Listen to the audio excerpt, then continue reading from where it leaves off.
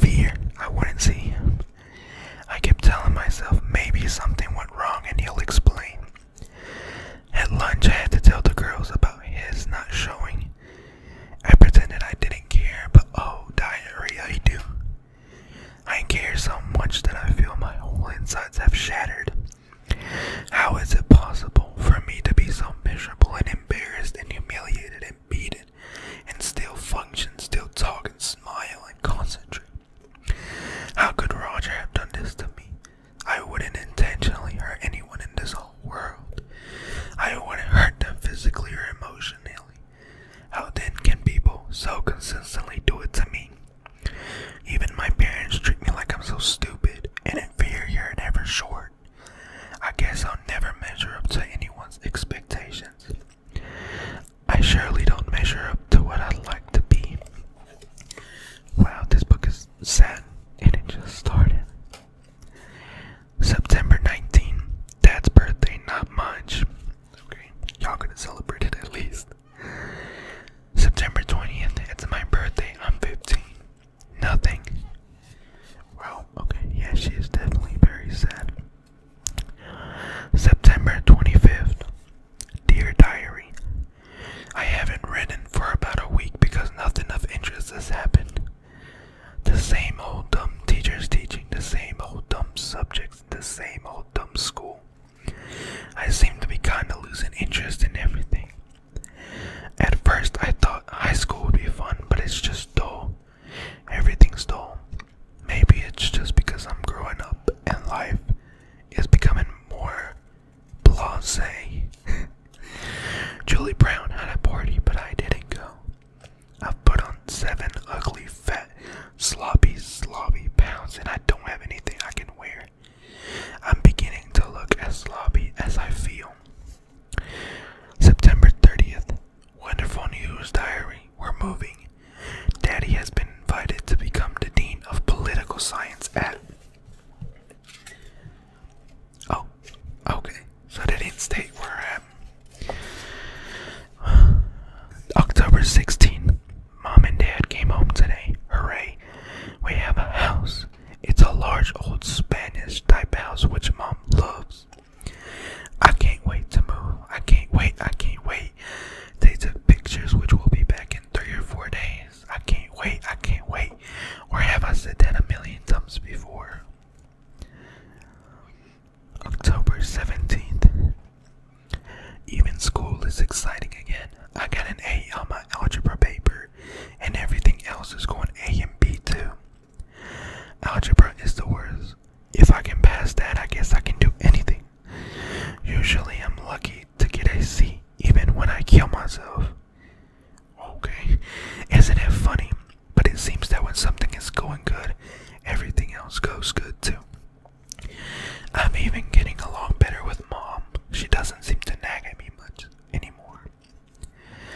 I can't figure out which one of us has changed. I really can't. Am I being at more whatever it is she wants me to be, so she doesn't have to always be on my back, or is it she's less demanding? I even saw Roger in the hall and I couldn't have cared less. He said hi to me and stopped to talk, but I just walked on by.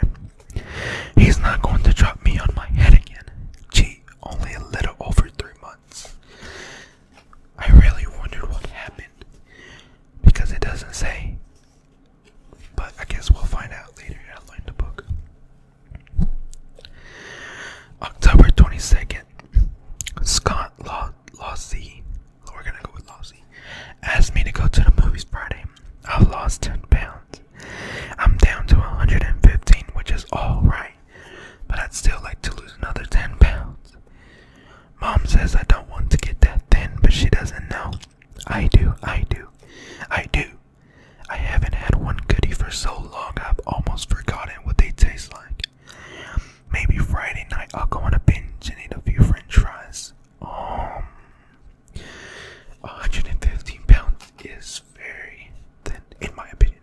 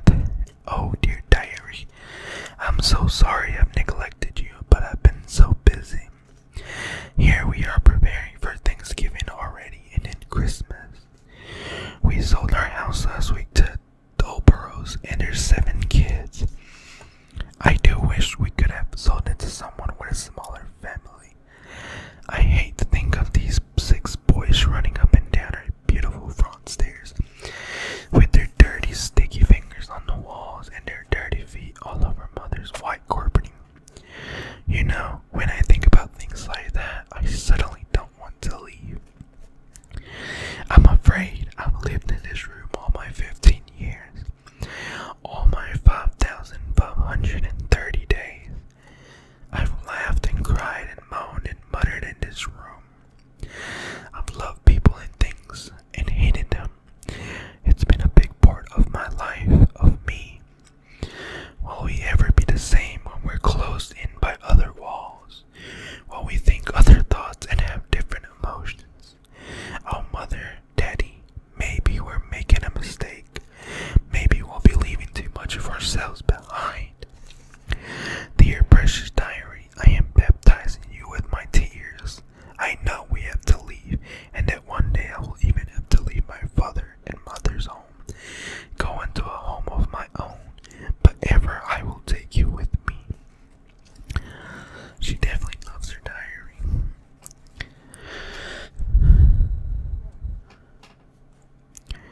November 30th, dear diary. Sorry I didn't talk with you on Thanksgiving.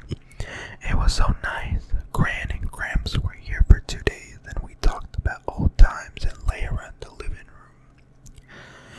Daddy didn't even go to his office the whole time. Grandma made taffy with us like she used to when we were little, sorry about that. And even Daddy pulled some. We all laughed a lot, and Alex got it in her hair, and Gramps got his belts stuck together, and we were almost hysterical.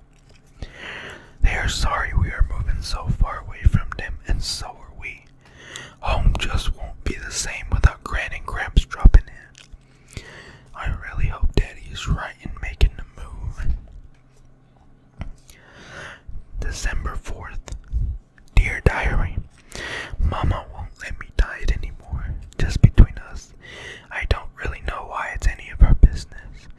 It's true, I have had a cold for the last couple of weeks, but I know it's not the diet that is causing it. How can she be so stupid and irrational? This morning, I was having my usual half grapefruit for breakfast, and she made me eat a slice of whole wheat bread and a scrambled egg and a piece of bacon. That's probably at least 400 calories. She has a problem. Maybe even 5 or 6 or 700. I don't know why she can't let me live my own life. She doesn't like it when I look like a cow, neither does anybody else. I don't even like myself. I wonder if I could go stick my finger down my throat and throw up after every meal. She says I'm going to have to start eating dinner again too, and just when I'm getting down where I want to be, and I'm quit fighting the hunger pangs. Oh, parents are a problem, that's one thing. Diary, you don't have to worry about.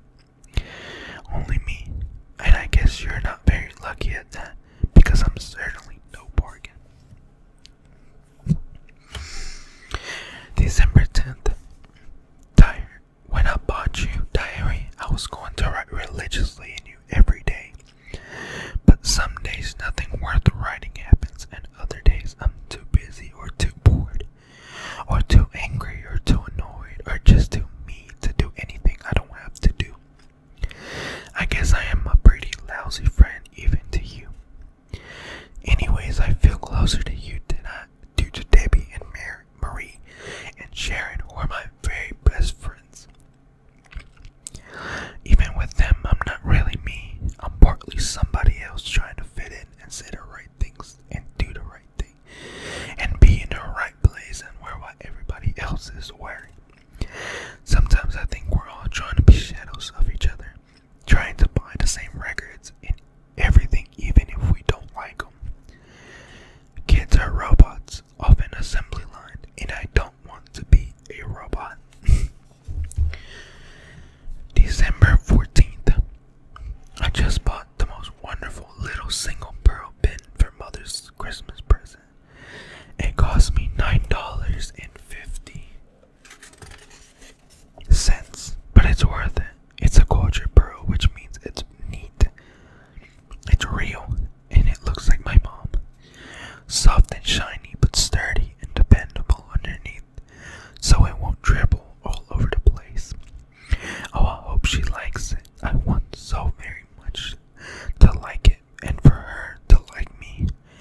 still don't know what I'll get for them and Dad, but they're easier to buy for.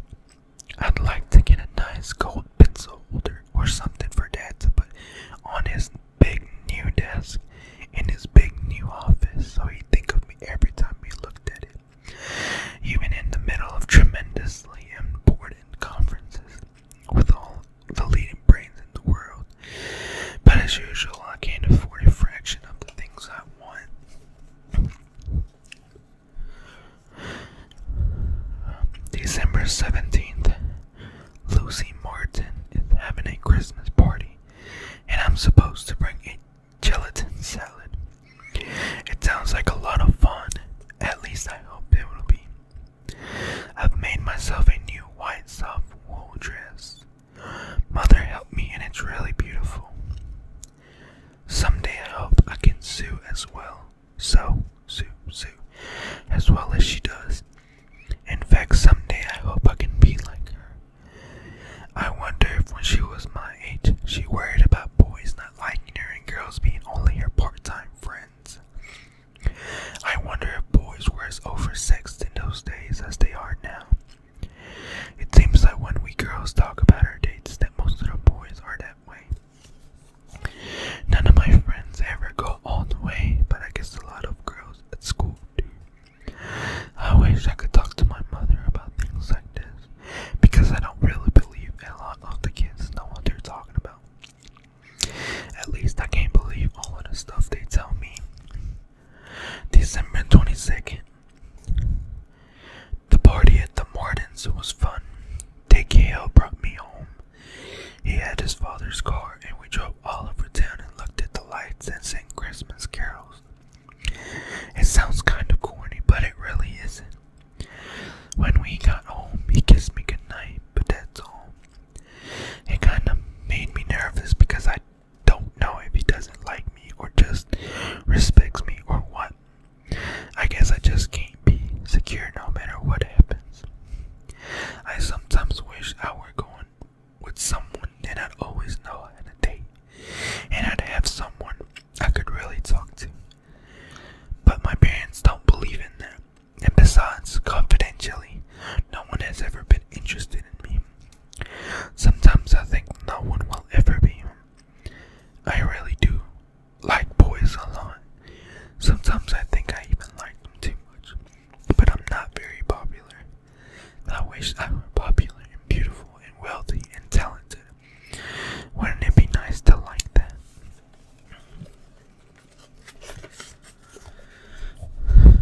December 25th. It's Christmas. Wonderful, magnificent, happy, holy Christmas. I'm so happy I can hardly contain myself. I got some books and records and a skirt I really love and a lot of little things. And Mother really loved her pen. She really did. She loved it. She put it right on her nightgown and wore it all day. Oh, I'm so happy she liked it.